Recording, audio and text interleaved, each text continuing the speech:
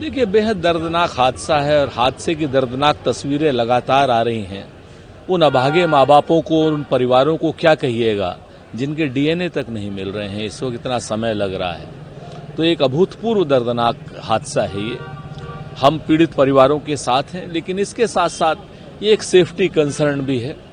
सुरक्षा की दृष्टि से भारत सरकार ने उस दिन के बाद क्या बोइंग विमानों की गहनता से जांच की? क्या उन बाकी बोइंग विमानों को पूरी तरीके से चेक किया?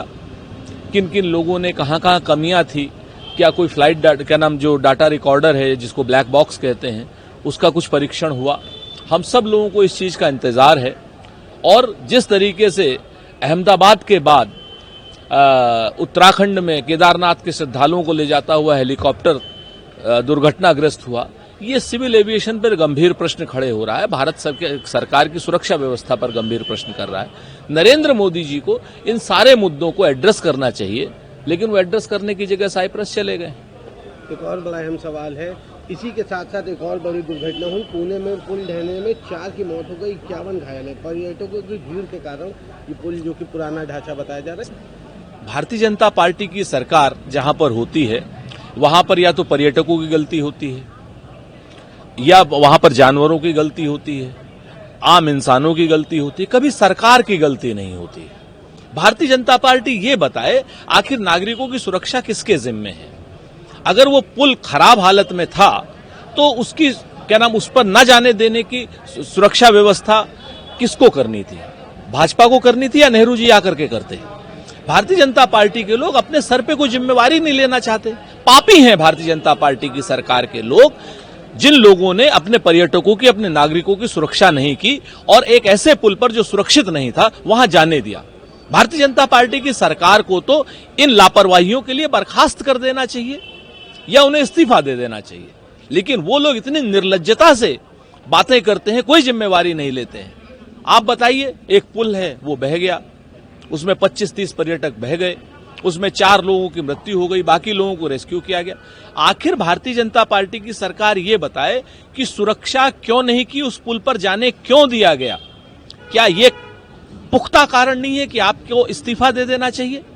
भारतीय जनता पार्टी के लोग सिर्फ और सिर्फ निर्लज्जता से सत्ता में बने रहना चाहते हैं, जिम्मेवारी लेना नहीं चाहते। प्रधानमंत्री नरेंद्र मोदी कि ये 6 दशक के बाद हुआ है कि लगातार तीसरी बार एक ही सरकार चुनी गई है। पिछले 10 सालों में डिजिटल क्रांति हुई है, वित्तीय समावेश इसका एक उदाहरण बन गया। निश्चित तौर पर वित्तीय समावेश लगातार कांग्रेस सरकार ने, यूपीए सरकार ने जो डीबीटी किया था उसको वर्तमान सरकार ने आगे बढ़ाया।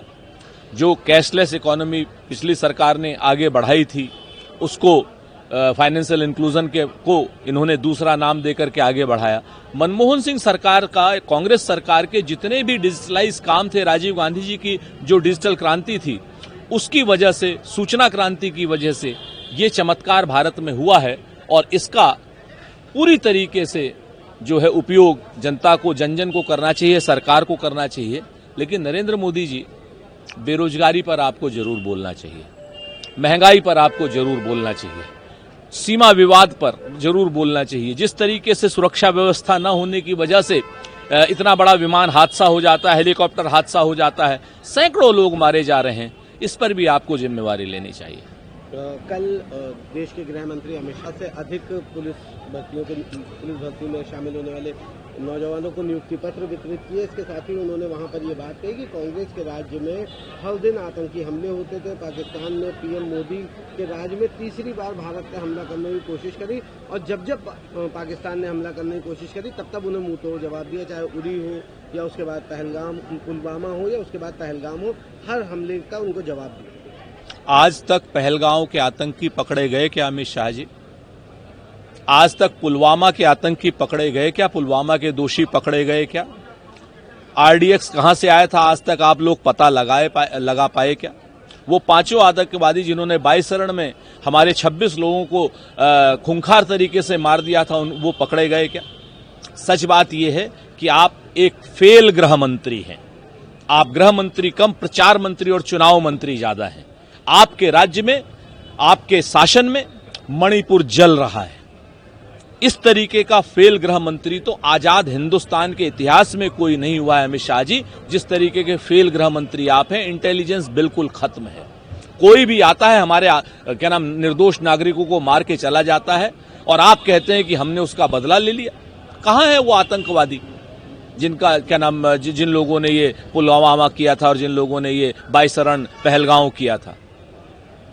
थेथरई मत बतियाइए, जुमलेबाजी मत कीजिए, जनता को सवालों के जवाब दीजिए। उन आतंकियों को, जिन लोगों ने पहलगांव किया था, जिन लोगों ने पुलवामा किया था, उनको मौत के घाट उतारिए, तब जाकर के बयान दीजिएगा। और 25 करोड़ का उत्तर प्रदेश है, 7 करोड़ से ज्यादा बेरोजगार हैं, 60,000 की भर्ती के नियुक्ति पत्र बांट करके आप जुमलेबाजी कर रहे हैं। 7 करोड़ लोगों को रोजगार कौन देगा? लोगों ने तो रोजगार की इच्छा समाप्त कर दी है। आपके यहां पिछले 1.5 साल से कोई नियुक्ति आई नहीं है और आप यहां पर जुमलेबाजी कर रहे हैं, शर्मनाक है। इजराइल और फिलिस्तीन के बाद है, दोनों देशों ने एक दूसरे के ऊपर हमला कर दिया। किस तरह से देखते हैं जिस तरह से बड़ी है? देखिए, इजराइल ने अतिक्रमण किया है ईरान की सीमा का, और जिस तरीके से इजराइल ने आक्रामकता की भूमिका निभाई है, उसकी भूरी भूरी निंदा की जानी चाहिए, उसके कठोर शब्दों में निंदा की जानी चाहिए। किसी की भी धरती का अतिक्रमण आप करेंगे तो उसके पास राइट टू रिस्पॉन्ड है। और भारत की सरकार की जो विदेश नीति है, ये एक सोच से परे हो गई है। एक आक्रांता और ईरान दोनों को साथ में रख करके आप बात कर रहे हैं। भारत सरकार को चाहिए कि स्पष्ट नीति रखे, इजराइल को दबाव दे करके कहे कि आपने आतंक की भूमिका निभाई है। इजराइल को दबाव देकर के बताए कि उसने ईरान की सीमाओं का अतिक्रमण किया है, उसने वहां के निर्दोष नागरिकों को और वहां के अफसरों को, सैन्य अफसरों को और वैज्ञानिकों को मारा है। इसका जवाब इजराइल को देना पड़ेगा। हम इस हमले की पूरी तरीके से निंदा करते हैं और ईरान से भी संयम की अपील करते हैं।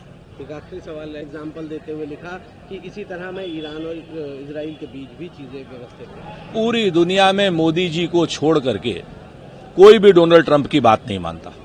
डोनाल्ड ट्रंप पहले रूस यूक्रेन युद्ध रुकवा रहे थे, नहीं रुकवा पाए। ईरान इजराइल युद्ध रुकवा रहे थे, नहीं रुकवा पाए। सिर्फ हमारे मोदी जी ही हैं जो डोनाल्ड ट्रंप के ट्वीट को तुरंत मान जाते हैं, ऐसा लगता है। डोनाल्ड ट्रंप का ट्वीट आते ही युद्ध विराम कर लेते हैं, ऐसा लगता है।